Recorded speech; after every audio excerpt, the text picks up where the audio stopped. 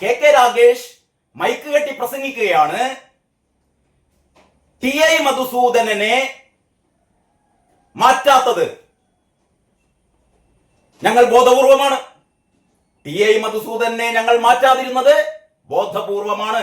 മാറ്റിയിരുന്നുവെങ്കിൽ കുഞ്ഞികൃഷ്ണൻ സഖാവ് പറയുന്നതൊക്കെ ശരിയാണ് എന്ന് പാർട്ടി അണികൾ വിശ്വസിക്കുമായിരുന്നു. അതുകൊണ്ട് ഞങ്ങൾ മാറ്റിയില്ല എന്ന് പറഞ്ഞാൽ ഞങ്ങളുടെ നിലപാട് ശരിയാണ്. പയ്യന്നൂരിലെ സ്ഥാനാർത്ഥി നിർണയം തെറ്റിപ്പോയി എന്ന് ആരാ പറയുന്നത്? കേന്ദ്ര കമ്മിറ്റിയുടെ അവലോകന റിപ്പോർട്ടാണ്. നിങ്ങൾ ആലോചിച്ച് നോക്കൂ. 14 ജില്ലാ കമ്മിറ്റികളും, നമ്മുടെ സംസ്ഥാനത്തെ 14 ജില്ലാ കമ്മിറ്റികളും പറഞ്ഞു സ്ഥാനാർത്ഥി നിർണയം തെറ്റി. ലോക്കൽ കമ്മിറ്റികളെ, ബ്രാഞ്ച് കമ്മിറ്റികളെ, ഏരിയ കമ്മിറ്റികളെ എല്ലാം പറഞ്ഞു സ്ഥാനാർത്ഥി നിർണയം തെറ്റി. പയ്യന്നൂരിലും തളിപ്പറമ്പിലും സ്ഥാനാർത്ഥി നിർണയം തെറ്റി. അതാണ് പാർട്ടി ഇത്രയും എന്താ പറയാ ലജ്ജാകരമായി തോറ്റത് എന്ന് പാർട്ടി സഖാക്കൾ എല്ലാവരും പറയുന്നു. ഇതൊക്കെ കഴിഞ്ഞിട്ട് പാർട്ടി സംസ്ഥാന സെക്രട്ടറി നമ്മുടെ ഗോവിന്ദൻ അതിനൊക്കെ ഒന്ന് വെള്ള പൂശിയിട്ട് ഇതൊക്കെ ജില്ലാ എന്താ പറയാ ജില്ലാ നേതൃത്വത്തിന് പറ്റിയ ഒരു ജാഗ്രത കുറവാണ് എന്നുള്ള രീതിയിലാണ് കേന്ദ്ര കമ്മിറ്റിക്ക് റിപ്പോർട്ട് സമർപ്പിച്ചത്. കേന്ദ്ര കമ്മിറ്റി പറഞ്ഞു ഇമ്മാതിരി റിപ്പോർട്ടൊന്നും വേണ്ട, ഞങ്ങളും കാര്യങ്ങളൊക്കെ കാണുന്നുണ്ട്, ഞങ്ങളും കാര്യങ്ങളൊക്കെ അറിയുന്നുണ്ട്. അതുകൊണ്ടാണ് കേന്ദ്ര കമ്മിറ്റി അതൊക്കെ തിരുത്തിക്കൊണ്ട് ഒരു വിപുലമായ സംസ്ഥാന സമിതി ചേരണം, അതിൽ കാര്യങ്ങൾ ചർച്ച ചെയ്യണം, അവിടെ തെറ്റുകൾ തിരുത്തണം. അതിനു വേണ്ടിയിട്ടാണ് വിശാലമായ ഒരു രേഖ അവര് എന്ത് ചെയ്തത്? അവര് വെബ്സൈറ്റിൽ തന്നെ പ്രസിദ്ധീകരിച്ചു. ആ വെബ്സൈറ്റിൽ പ്രസിദ്ധീകരിച്ച രേഖയിൽ പറയുന്നു എന്താണ്? സ്ഥാനാർത്ഥി നിർണയം തെറ്റി. അതാണ് ഇവൻ ഈ പെട്ടി തൂക്കി മൈക്ക് കെട്ടി പ്രസംഗിക്കുകയാണ്. സ്ഥാനാർത്ഥി നിർണയം തെറ്റിയിട്ടില്ല. കേന്ദ്ര കമ്മിറ്റിയെ ഇവൻ വെല്ലുവിളിക്കുകയാണ്. കെ രാഗേഷ് എന്ന് പറഞ്ഞ പെട്ടി തൂക്കി ഒരു വകക്ക് കൊള്ളാത്തവൻ ജനങ്ങൾക്ക് മുമ്പിൽ പ്രസംഗിക്കുകയാണ്. CPM-ന്റെ കേന്ദ്ര കമ്മിറ്റി പോടോ നിങ്ങളുടെ റിപ്പോർട്ട് മണ്ണം കെട്ട ഞാൻ തീരുമാനിക്കും. കെ രാഗേഷ് പറയാണ്, ഞാൻ തീരുമാനിക്കും. ഒരു തെറ്റും പറ്റിയിട്ടില്ല. ടി.ഐ. മധുസൂദനെ ഞങ്ങൾ മത്സരിപ്പിച്ചു. ഞങ്ങൾ എന്താ പറയാ ആ സ്ഥാനാർത്ഥിത്വം ഞങ്ങൾ മാറ്റിയില്ല, അല്ലെങ്കിൽ തിരുത്തിയില്ല. കാരണം തിരുത്തിയിരുന്നുവെങ്കിൽ ഈ കുഞ്ഞികൃഷ്ണൻ സഖാവ് പറയുന്നത് ശരിയാണ് എന്ന് അണികൾ ധരിക്കുമായിരുന്നു. അതുകൊണ്ട് ഞങ്ങൾ മാറ്റിയില്ല, ഞങ്ങളുടെ തീരുമാനം ശരിയായിരുന്നു എന്ന് കെ രാഗേഷ് പറയുമ്പോൾ ആരാണ് കെ രാഗേഷിനെ കൊണ്ട് പറയിപ്പിക്കുന്നത്? ഈ കാര്യം പറയിപ്പിക്കുന്നത്? മൈക്ക് കെട്ടി പറയിപ്പിക്കുന്ന ആരാണ്? സംശയം ഉണ്ടാക്കെങ്കിലും കാരണഭൂതൻ കാണാമറയത്തിരുന്നുകൊണ്ട് ഈ പെട്ടി തൂക്കിയെ കൊണ്ട് പറയിപ്പിക്കുകയാണ്. കേന്ദ്ര കമ്മിറ്റി റിപ്പോർട്ട് പോകാൻ പറയണോ? കേന്ദ്ര കമ്മിറ്റി റിപ്പോർട്ട് വലിച്ചു കയറി കടലിലെറിയണം. കേന്ദ്ര കമ്മിറ്റി റിപ്പോർട്ട് ഞാൻ പറയുന്നത്, എന്റെ പെട്ടി തൂക്കികൾ പറയുന്നത് മാത്രമേ നടക്കൂ. ഇതാണ് ഇന്നലെ സംഭവിച്ചത്. അപ്പോൾ 13, 14, 15 തീയതികളിൽ കോഴിക്കോട് നടക്കാൻ പോകുന്ന ഈ തെറ്റുതിരുത്തൽ എന്താ പറയാ സമ്മേളനം വെറും പ്രഹസനമായി മാറുകയാണ്. കാരണം അതിനുള്ള മുന്നൊരുക്കങ്ങളാണ് എന്ന് പറഞ്ഞാൽ പാർട്ടിയിൽ അങ്ങനെ ഒരു ധാരണ ശക്തിപ്പെടുത്തുകയാണ്. ഞങ്ങൾക്കൊരു തെറ്റും പറ്റിയിട്ടില്ല, പയ്യന്നൂരിൽ ഒരു തെറ്റും പറ്റിയിട്ടില്ല, തളിപ്പറമ്പിൽ ഒരു തെറ്റും പറ്റിയിട്ടില്ല, ഞങ്ങളുടെ ഈ പറയുന്ന സ്ഥാനാർത്ഥി പ്രഖ്യാപനത്തിൽ ഒരു തെറ്റും പറ്റിയിട്ടില്ല. മറ്റൊന്നുകൂടി, പാർട്ടിയിൽ നിന്ന് പുറത്തുപോയ കുഞ്ഞികൃഷ്ണൻ സഖാവിനെ വീണ്ടും ഇതാ ഒരു കോടി നഷ്ടപരിഹാരം ആവശ്യപ്പെട്ടുകൊണ്ട് ടി.ഐ. മധുസൂദനൻ കേസ് കൊടുത്തിരിക്കുകയാണ്. പുസ്തകം പിൻവലിക്കണം. പുസ്തകം നേതാക്കളെ അണികൾ തിരുത്തണം എന്ന് പറയുന്ന, നേതൃത്വത്തെ അണികൾ തിരുത്തണം എന്ന് പറയുന്ന കുഞ്ഞികൃഷ്ണൻ സഖാവിന്റെ പുസ്തകം പിൻവലിക്കണം, മാപ്പ് പറയണം എന്ന് ആവശ്യപ്പെട്ടുകൊണ്ട് 1 കോടി രൂപ നഷ്ടപരിഹാരത്തിന് കേസ് കൊടുത്തിരിക്കുകയാണ്. കുഞ്ഞികൃഷ്ണൻ സഖാവിന് മറുപടി അയച്ചു കേട്ടോ. ഞാനത് പിൻവലിക്കാൻ പോകുന്നില്ല, ഒന്നും ചെയ്യാൻ പോകുന്നില്ല, ഞാൻ കോടതിയിലേക്ക് വരാം, ഞാൻ തെളിയിക്കാം എന്ന് പറഞ്ഞുകൊണ്ട് മറുപടി അയച്ചിട്ടുണ്ട്. അപ്പോൾ ഇവിടെ കുഞ്ഞികൃഷ്ണൻ സഖാവിനെ നിയമപരമായി ആക്രമിക്കുന്ന ഒരു ഭാഗത്ത്, നിയമ സംവിധാനങ്ങളുടെ പിൻബലത്തോടെ കേസ്, മാനനഷ്ട കേസ്, അങ്ങേപ്പുറത്ത് ഭീഷണി കെ രാഗേഷിന്റെ വക. അങ്ങനെ ഒരു ഭാഗത്തു കൂടി ഭീഷണിയും കൊലവിളിയും, മറ്റൊരു ഭാഗത്തു കൂടി നിയമ സംവിധാനത്തിലൂടെയുള്ള ആക്രമണവും. അങ്ങനെ കുഞ്ഞികൃഷ്ണൻ സഖാവിനെ വളഞ്ഞിട്ട് ആക്രമിക്കുമ്പോ കുഞ്ഞികൃഷ്ണൻ സഖാവ് പാർട്ടി വിട്ടോ അല്ലെ? ഇതേപോലെ പാർട്ടി വിടാൻ കാത്തിരിക്കുന്ന 100 കണക്കിന് കുഞ്ഞികൃഷ്ണന്മാർ പാർട്ടിക്കകത്തുണ്ട്. ഇത് കെ രാഗേഷിനറിയാം, കാരണഭൂതത്തിനറിയാം.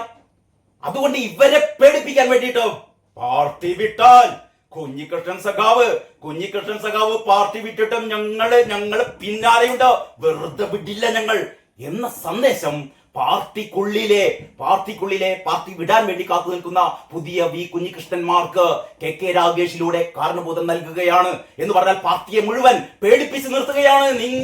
ഞങ്ങൾ പറയുന്നത് കേട്ട് ഞങ്ങളുടെ ആസനം കഴിയ വെള്ളം കുടിച്ചുകൊണ്ട് നിങ്ങൾ ഇഷ്ടകാലം മുഴുവൻ ജീവിച്ചുകൊള്ളൂ. പക്ഷേ ഞങ്ങൾക്കെതിരെ ചെറുവിരൽ അനക്കിയാൽ നിങ്ങളുടെ ജീവിതം ഞങ്ങൾ തീർത്തുകളയും, ഞങ്ങൾ അടിവേര് മാന്തും എന്ന ഭീഷണിയാണ് പുറപ്പെടുവിക്കുന്നത്.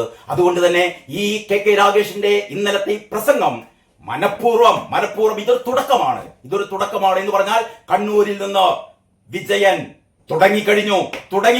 വിജയന്റെ ഈ പറയുന്ന പാർട്ടിയെ വീണ്ടും തന്റെ കൈക്കുള്ളിലേക്ക് കൊണ്ടുവന്നുകൊണ്ട് കേന്ദ്ര കമ്മിറ്റിയും PBയും എനിക്ക് പുല്ലാണ്, എനിക്ക് എന്റെ പെട്ടി തൂക്കികളും മാത്രം മതി എന്നുള്ള വിജയന്റെ ഒരു മെഗാ പ്ലാൻ വിജയനി കെ രാഗേഷിലൂടെ നടത്തിക്കൊണ്ടിരിക്കുകയാണ്. നമ്മളൊക്കെ വളരെ പ്രതീക്ഷയോടെ കാത്തിരിക്കുകയാണ്. 13, 14, 15 തീയതികളിൽ വിശാല സമ്മേളനം, അവിടെ ചർച്ച.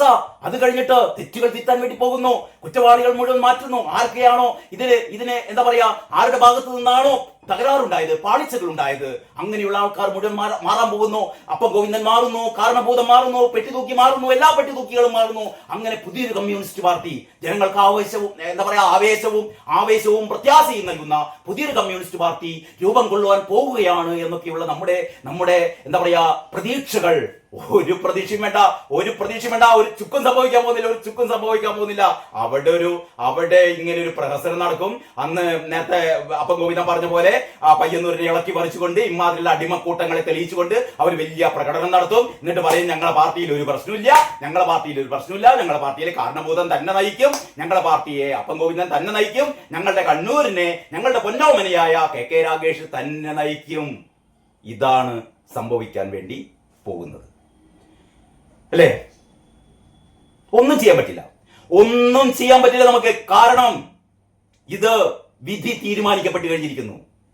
CPM എന്ന് പറയുന്ന പാർട്ടി ബംഗാളിലും ത്രിപുരയിലും എങ്ങനെയാണോ കുറ്റിയേറ്റു പോയത്, അതിനേക്കാൾ അപ്പുറത്തുള്ള അതിദയനീയമായ പതനത്തിലേക്ക് കേരളത്തിലെ കമ്മ്യൂണിസ്റ്റ് പാർട്ടി ഇതാ അധപ്പതിക്കുകയാണ് എന്നുള്ളതിന്റെ ആദ്യത്തെ സൂചനയാണ് ഈ പറയുന്ന പെട്ടിതൂക്കിയുടെ ഇന്നലത്തെ ഈ പ്രകോപനപരമായ പ്രസംഗത്തിലൂടെ.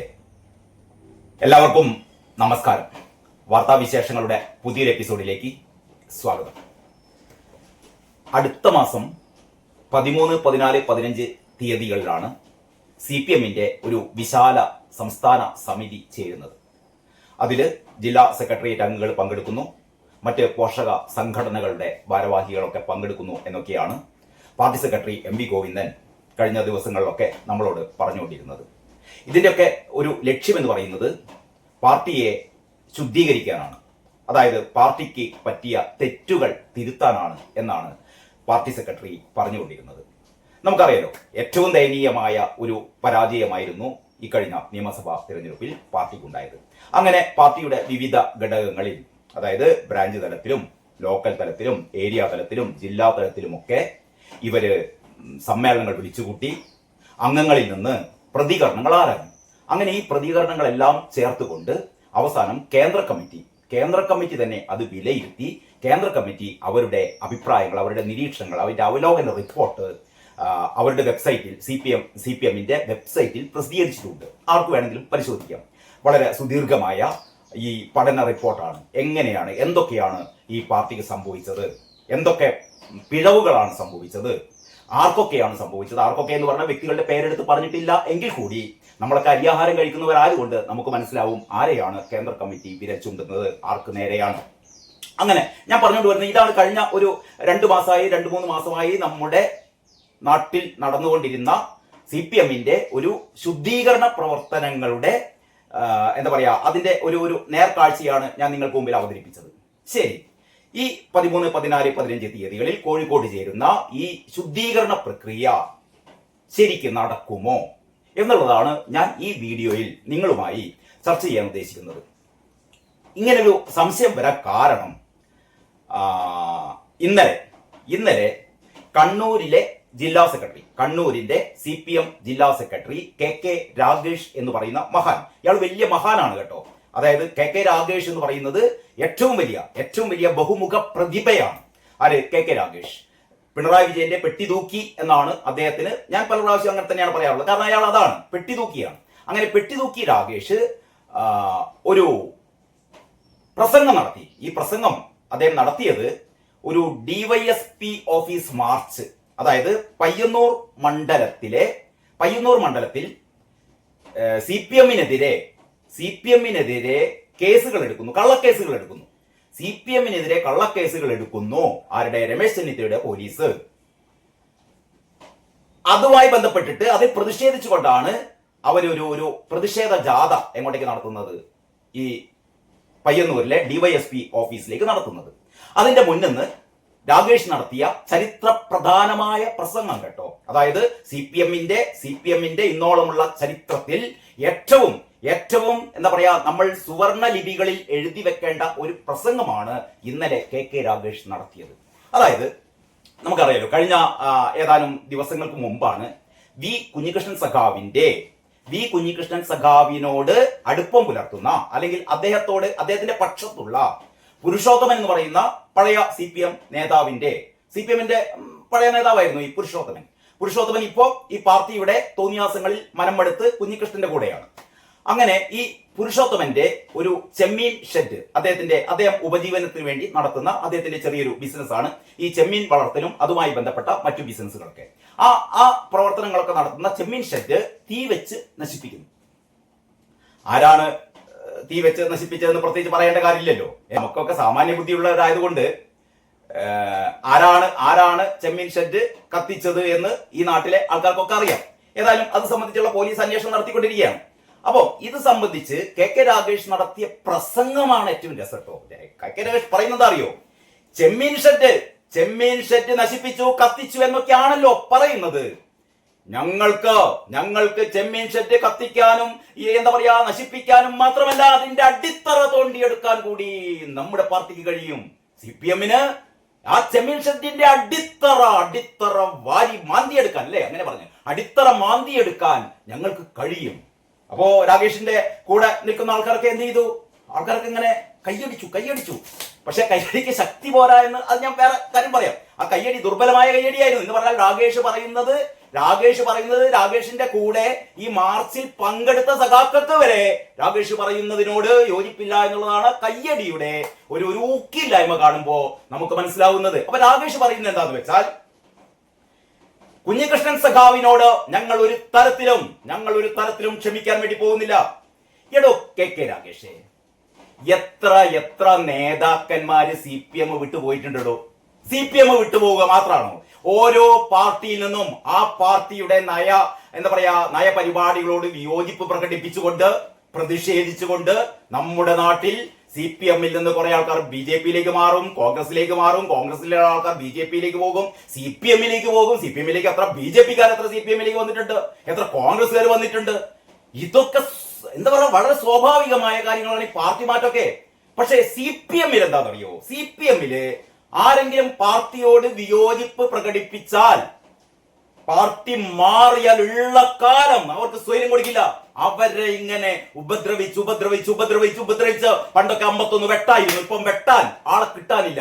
വെട്ടിയ ആൾക്കാരൊക്കെ ജയിലിൽ കിടക്കുകയാണ്. അപ്പോൾ പുതിയ കൊടിസുനിമാരൊന്നും ഇല്ലാത്തതുകൊണ്ട് ഇപ്പൊ 51 വെട്ട, അല്ലെങ്കിൽ കുഞ്ഞികൃഷ്ണൻ സഖാവിനെ 51 വെട്ടി തീർക്കുമായിരുന്നവര്, TKGയെ തീർക്കുമായിരുന്നു. പക്ഷെ ഇപ്പം അവര് ഒന്ന് അടങ്ങിയിരിക്കുന്നത് ഇത്തരത്തിൽപ്പെട്ട കൊട്ടേഷൻ ടീമിനെ അവർക്ക് കിട്ടാനില്ല. മറ്റൊന്ന്, ജനങ്ങൾ എല്ലാ കാലത്തും ഇവരുടെ അക്രമ സംഭവങ്ങൾ ഇങ്ങനെ നോക്കി നിൽക്കുന്നില്ല, കണക്ക് ചോദിക്കും ഇവിടുത്തെ ജനങ്ങൾ. അത് വേറെ കാര്യം. ഏതായാലും കുഞ്ഞികൃഷ്ണൻ സഖാവിനെ ഇവർ വെട്ടിയില്ല. അതിന് പകരം കുഞ്ഞികൃഷ്ണൻ സഖാവിനെ ഇങ്ങനെ ആക്ഷേപിക്കുകയാണ്, ഇപ്പോഴും ആക്ഷേപിക്കുകയാണ്. നിങ്ങളൊന്ന് ആലോചിക്കണം, പയ്യന്നൂരിന്റെ പ്രത്യേകത എന്താണെന്ന് അറിയോ? അതായത് കേരളത്തിലെ 140 മണ്ഡലങ്ങളിൽ സി പി എമ്മിന് ഏറ്റവും കൂടുതൽ വോട്ട് ഷെയർ ഉള്ള മണ്ഡലമാണ് പയ്യന്നൂർ. ഏറ്റവും കൂടുതൽ 62%. നിങ്ങൾ മനസ്സിലാക്കണം, 62% വോട്ടർമാർ കഴിഞ്ഞ കുറെ കാലങ്ങളായി വോട്ട് കുത്തുന്നത് സി പി എമ്മിനാണ് എന്ന് പറഞ്ഞാൽ, അവിടെ അതായത് പയ്യന്നൂർ മണ്ഡലത്തിൽ മറ്റ് പ്രതിപക്ഷ പാർട്ടികൾ മൊത്തം, ബി ജെ പി ഉൾപ്പെടെയുള്ള എല്ലാ പ്രതിപക്ഷങ്ങളും ഒരുമിച്ച് ചേർന്ന് സി പി എമ്മിനെതിരെ ഒരു സ്ഥാനാർത്ഥിയെ നിർത്തിയാൽ പോലും അവിടെ രക്ഷപ്പെടില്ല. 38% വോട്ടേ കിട്ടുള്ളൂ. 62% അവിടെ സി പി എമ്മുകാർക്കാണ്. അങ്ങനെയുള്ള പയ്യന്നൂരിലാണ് വി കുഞ്ഞികൃഷ്ണൻ സഖാവ് 7000+ വോട്ടുകൾക്ക് ജയിക്കുന്നത് എന്ന് പറഞ്ഞാൽ 50,000-ൽ കൂടുതൽ വോട്ടുകൾക്ക് അവിടെ സാധാരണ CPM സ്ഥാനാർത്ഥികൾ ജയിച്ചു വരുന്ന പയ്യന്നൂർ മണ്ഡലത്തിൽ ഇക്കഴിഞ്ഞ തെരഞ്ഞെടുപ്പിൽ വി കുഞ്ഞികൃഷ്ണൻ സഖാവ് 7000-ൽ ചില്ലാൻ വോട്ടുകൾക്ക് ജയിക്കുന്നു എന്ന് പറഞ്ഞാൽ വി കുഞ്ഞികൃഷ്ണൻ സഖാവിനെ ജയിപ്പിച്ചതാരാ ഇവിടുത്തെ UDF-കാർ മാത്രമാണോ? BJP-കാർക്ക് വേറെ വോട്ട് കിട്ടിയിരുന്നു കേട്ടോ. BJP-കാർക്ക് വേറെ അവരുടേതായ വോട്ട് BJP കിട്ടിയിരുന്നു. പിന്നെ ആരാണ് ഇവർക്ക്, അതായത് ഈ 62% അല്ലാതെ ബാക്കി നിൽക്കുന്ന 32%-ൽ ഒരു പകുതി ആൾക്കാർ BJP-യുടെ ആൾക്കാരാണ്. അവരുടേതായ ആൾക്കാർക്ക് വോട്ട് ചെയ്തിരുന്നു. എന്നിട്ടും കുഞ്ഞികൃഷ്ണൻ സഖാവിന് 7000 വോട്ട് കിട്ടി, 7000 വോട്ടിന്റെ ഭൂരിപക്ഷം കിട്ടിയെന്ന് പറഞ്ഞാൽ കുഞ്ഞികൃഷ്ണൻ സഖാവിനെ ജയിപ്പിച്ചത് KK രാഗേഷിനോടൊപ്പം നിൽക്കുന്ന CPM-നോടൊപ്പം നിൽക്കുന്ന CPM-ന്റെ അണികളും പ്രവർത്തകരും മാത്രമല്ല കേട്ടോ, നേതാക്കന്മാരുൾപ്പെടെ, പ്രാദേശിക നേതാക്കന്മാരുൾപ്പെടെ കുഞ്ഞികൃഷ്ണൻ സഖാവിന് വോട്ട് ചെയ്തുകൊണ്ട് മാത്രമാണ് കുഞ്ഞികൃഷ്ണൻ സഖാവ് ഇത്ര ഗംഭീര വിജയം നേടിയത്. എന്ന് പറഞ്ഞാൽ പയ്യന്നൂരിലെ പാർട്ടി തകർന്നു. പയ്യന്നൂരിലെ പാർട്ടി തകരാൻ കാരണം എന്താ കാരണം അവിടെ കാട്ടുകള്ളനെ സ്ഥാനാർത്ഥിയാക്കി. TI മധുസൂദനൻ എന്ന് പറയുന്ന രക്തസാക്ഷി ഫണ്ട് കട്ടുമുടിച്ച പാർട്ടി ഓഫീസ് കെട്ടിപ്പടുക്കാൻ വേണ്ടിയിട്ട് സംഭാവന പിരിച്ചുകൊണ്ട് അതും മുക്കിയ എന്ന് പറഞ്ഞാൽ 1-ാം നമ്പർ കാട്ടുകള്ളനെ അവരവിടെ എന്താക്കി, സ്ഥാനാർത്ഥിയാക്കി. ഇയാള് രക്തസാക്ഷി ഫണ്ട് കട്ടുമുടിച്ചു എന്ന് തെളിവ് സഹിതം കുഞ്ഞികൃഷ്ണൻ സഖാവ് പാർട്ടിയിൽ 5 വർഷം നിരന്തരമായി പാർട്ടിക്കുള്ളിൽ കലഹിച്ചുകൊണ്ടിരുന്നു കുഞ്ഞികൃഷ്ണൻ സഖാവ്. നിങ്ങൾ രക്തസാക്ഷി ഫണ്ട് കട്ടുപിടിക്കുന്നു, നിങ്ങൾ ഇതാ ഈ പാർട്ടി ഓഫീസിന് വേണ്ടിയുള്ള ഫണ്ട് കട്ടുപിടിക്കുന്നു. ഫണ്ട് കട്ടുപിടിക്കുന്നതിന് നേതൃത്വം കൊടുക്കുന്നത് ഈ TI മധുസൂദനാണ്. എന്റെ മുന്നിൽ ഇതാ തെളിവുകൾ ഇതാ എന്ന് പറഞ്ഞിട്ട് പാർട്ടിക്കുള്ളിൽ 5 വർഷം പോരാട്ടം നടത്തിയ കുഞ്ഞികൃഷ്ണൻ സഖാവ് അവസാനം മടുത്തു. ഇനിയും പറഞ്ഞിട്ട് കാര്യമില്ല. അവസാനം അദ്ദേഹം ജനങ്ങൾക്ക് മുന്നിലേക്ക് എത്തുകയാണ്. അദ്ദേഹം ഒരു പുസ്തകം എഴുതി, നേതൃത്വത്തെ അണികൾ തിരുത്തണം എന്ന് പറയുന്ന ഒരു പുസ്തകം കുഞ്ഞികൃഷ്ണൻ സഖാവ് പ്രസിദ്ധീകരിച്ചു.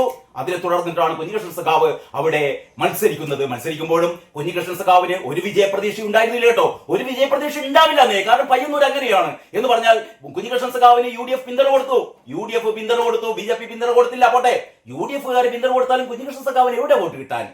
പക്ഷേ കുഞ്ഞികൃഷ്ണൻ സഖാവ് എന്നും പറഞ്ഞു ഇതൊരു പോരാട്ടമാണ്, ഇതെനിക്ക് ജയിക്കാൻ വേണ്ടിയുള്ള പോരാട്ടമല്ല, സത്യത്തിന് വേണ്ടിയുള്ള, നീതിക്ക് വേണ്ടിയിട്ടുള്ള പോരാട്ടമാണ്, സത്യം ജനങ്ങളെ ബോധ്യപ്പെടുത്താനാണ് എന്റെ ഈ മത്സരം. റിസൾട്ട് വന്നപ്പോ 7000 ചില്ലാൻ വോട്ടിന്റെ ഭൂരിപക്ഷത്തിന് കുഞ്ഞികൃഷ്ണൻ സഖാവ് ജയിക്കുന്നു. അപ്പോൾ ആരാണ് കുഞ്ഞികൃഷ്ണൻ സഖാവിനെ വോട്ട് ചെയ്തത്? CPM-കാർ തന്നെ. കാരണം CPM-കാർക്ക് ബോധ്യമായി അവരുടെ പാർട്ടി കള്ളന്മാരുടെ പാർട്ടിയാണ്. കള്ളൻ വിജയൻ എന്ന് പറയുന്ന ഒരു ലേഖനം ദേശാഭിമാനി പ്രസിദ്ധീകരിച്ചാലും ഇല്ലെങ്കിലും ജനങ്ങൾക്ക് മനസ്സിലായി, പാർട്ടിക്കുള്ളിലുള്ള അണികൾക്ക് മനസ്സിലായി ആരാണ് കള്ളൻ, ആരാണ് കള്ളന്മാർ, ആരാണ് കള്ളന്റെയും കള്ളന്മാരുടെയും പെട്ടിതൂക്കികൾ എന്ന് CPM-മാർക്ക് മനസ്സിലായി. അതുകൊണ്ട് അവർ ആ കാര്യം ചെയ്തു.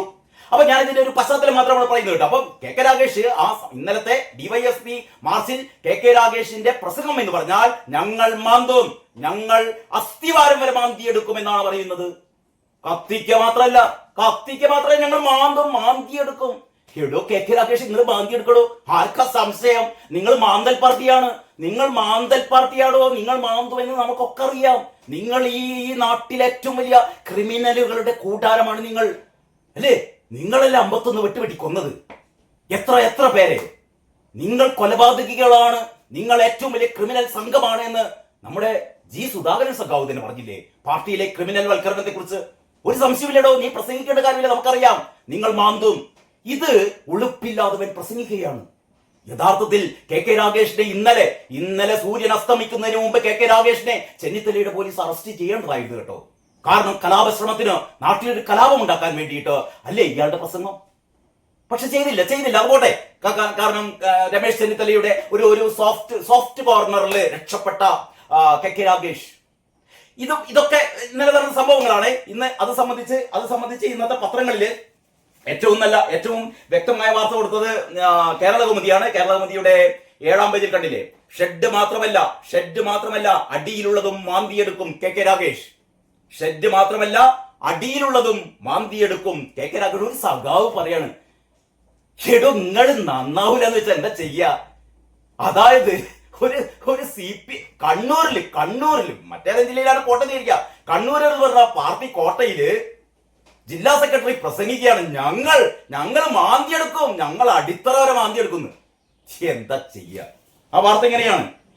പയ്യന്നൂർ അക്രമ സംഭവങ്ങളിൽ നടപടി ആവശ്യപ്പെട്ട് DYSP ഓഫീസിലേക്ക് നടത്തിയ LDF മാർച്ചിനിടെ CPM ജില്ലാ സെക്രട്ടറി KK രാഗേഷിന്റെ പ്രകോപന പ്രസംഗം കേരള കൗമുദിയാ പറയുന്നത്. വി കുഞ്ഞികൃഷ്ണൻ MLA അനുകൂലിയുടെ ചെമ്മീൻ ഷെഡ് കത്തിച്ചതിൽ പാർട്ടിക്ക് പങ്കില്ലെന്ന് വിശദീകരിക്കുന്നതിനിടെ ഷെഡ് മാത്രമല്ല അതിനടിയിലുള്ളതും മാന്തിയെടുക്കാൻ പാർട്ടിക്ക് ശേഷിയുണ്ട് എന്നായിരുന്നു രാഗേഷിന്റെ മുന്നറിയിപ്പ്. അപ്പൊ CPMന്റെ ശേഷി അല്ലെ, CPMന്റെ ശേഷി എന്ന് പറഞ്ഞാൽ ഞങ്ങൾ ചെമ്മീൻ ഷെഡ് കത്തിക്കുക മാത്രമല്ല, ഞങ്ങൾ അത് എന്ത് ചെയ്യും, ഞങ്ങൾ അതിന്റെ അടിത്തറ കൂടി ഞങ്ങൾ മാന്തിയെടുക്കും, കളിക്കണ്ട ഞങ്ങളോട് എന്നാണ് ഈ അധമൻ വിളിച്ചു പറയുന്നത്, ഈ ക്രിമിനൽ വിളിച്ചു പറയുന്നത്. പയ്യന്നൂർ മണ്ഡലത്തിലെ മുൻ MLA TI മധുസൂദനനെ തിരഞ്ഞെടുപ്പിൽ മത്സരിപ്പിച്ചതിന്റെ കാരണവും രാഗേഷ് വിശദീകരിച്ച കൂട്ടത്തിൽ ഒരു കാരണം കൂടി രാഗേഷ് വിശദീകരിച്ചു. എന്താണെന്നറിയോ? വി കുഞ്ഞികൃഷ്ണന്റെ ആരോപണങ്ങളുടെ പശ്ചാത്തലത്തിൽ സ്ഥാനാർത്ഥിയെ മാറ്റിയിരുന്നുവെങ്കിൽ ആരോപണങ്ങൾ ശരിയാണ് എന്ന് എതിരാളികൾ പ്രചരിപ്പിക്കുമായിരുന്നു, അതുകൊണ്ട് ഞങ്ങൾ മാറ്റിയില്ല. ഇതാണ് എന്തൊരു നല്ല ന്യായീകരണം അല്ലേ? എന്തുകൊണ്ട് TI മധുസൂദനെ മാറ്റിയില്ല? ആ സ്ഥാനാർത്ഥി എന്താ പറയാ പ്രഖ്യാപനത്തിൽ നിന്ന് ഞങ്ങൾ മാറ്റിയില്ല. രാഗേഷ് പറയുന്നത് ഞങ്ങൾ മാറ്റിയിരുന്നുവെങ്കിൽ എന്താ പറയാ നമ്മുടെ വി കുഞ്ഞികൃഷ്ണൻ സഖാവ് പറയുന്നത് ശരിയാണ് എന്ന് പാർട്ടി അണികൾ ധരിക്കുമായിരുന്നു, അതുകൊണ്ട് ഞങ്ങൾ മാറ്റിയില്ല. ഇത് സംബന്ധിച്ച് നിങ്ങളുടെ അഭിപ്രായങ്ങൾ ഞാൻ എന്റെ ബോധ്യത്തിൽ നിന്നും എന്റെ കഴിഞ്ഞ 10-30 വർഷത്തെ പത്രപ്രവർത്തക ഈ പറയുന്ന പത്രപ്രവർത്തക ജീവിതത്തിലെ എന്റെ അനുഭവങ്ങളുടെ, എന്റെ ബോധ്യങ്ങളുടെ, എന്റെ ഒരു തെളിച്ചത്തിലാണ് ഞാൻ ഈ അഭിപ്രായങ്ങൾ നിങ്ങളുമായി പങ്കുവെക്കുന്നത്. നിങ്ങളുടെ ബോധ്യങ്ങൾ, നിങ്ങളുടെ അഭിപ്രായങ്ങൾ ഈ വീഡിയോക്ക് താഴെ കമന്റ് ചെയ്യുക. നമുക്കൊരു സംവാദമാകാം. സംവാദങ്ങളിലൂടെയാണല്ലോ നമ്മൾ സത്യത്തിന്റെ വെളിച്ചം നമ്മളിലേക്ക് ആവാഹിക്കുന്നത്. എല്ലാവർക്കും നല്ലൊരു ദിവസം ആശംസിക്കുകയാണ്. നന്ദി, നമസ്കാരം.